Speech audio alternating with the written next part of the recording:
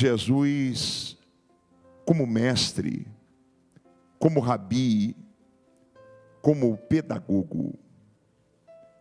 Jesus nos encheu e nos agraciou com ensinamentos gloriosos. Para nós de raiz pentecostal, às vezes dói dizer que Jesus mais ensinou do que pregou. Nós que amamos a arte da pregação, nós que amamos e amamos esta eloquência, nós que amamos ouvir pregadores, nós temos que ter a convicção que Jesus dedicou-se à arte do ensino muito mais do que à pregação.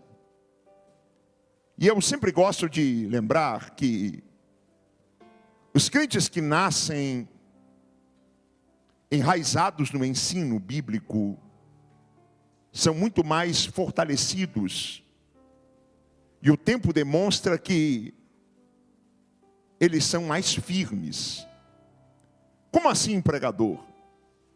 Você pode observar aquele irmão, aquela irmã que tem a sensibilidade do Espírito, mas às vezes não se dedica à leitura.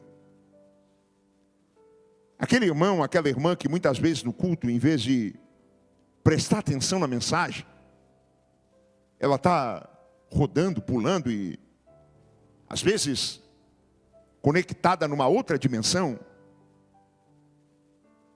Às vezes não suporta o vento, a prova, a dificuldade. Comece a observar isso.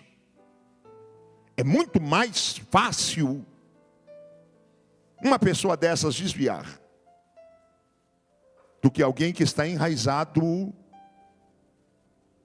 no ensino da palavra de Deus. E eu falo essas coisas, mas quero lembrar que Jesus não é comparado a esses mestres que vemos hoje, que muitas vezes nos enchem de teorias, sentam numa cadeira e às vezes um tanto legalistas ditam regras e regras. Não. Jesus, ele era alguém que ensinava com sabedoria, mas os escribas, o povo, e os que ouviam diziam, ele tem autoridade. Ele não ensina como os escribas, ele ensina com autoridade. Porque Jesus, como mestre, ele levava o homem à dimensão do ensino, mas logo depois ele fazia questão da aula prática. E a aula prática de Jesus, a aula prática de Deus, às vezes é nos cenários mais complicados e tenebrosos possíveis. A aula prática de Deus, às vezes é no meio da tempestade.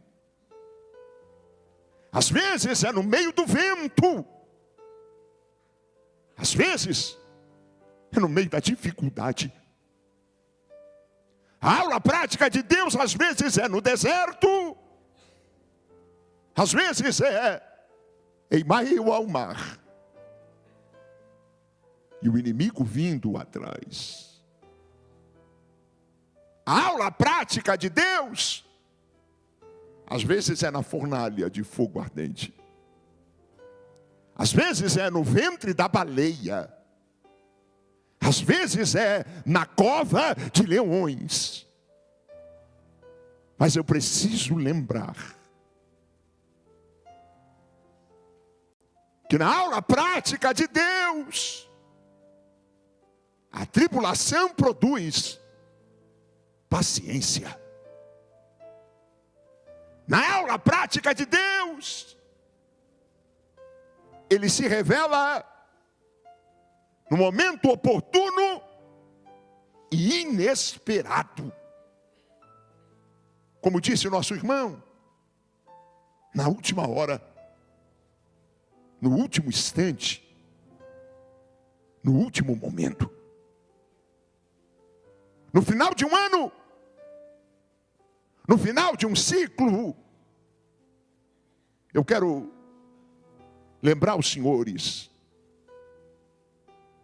no ano de 2024, Deus deu em especial ao povo gaúcho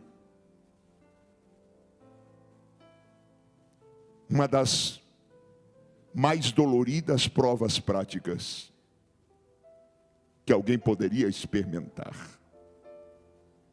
Meu irmão, por favor,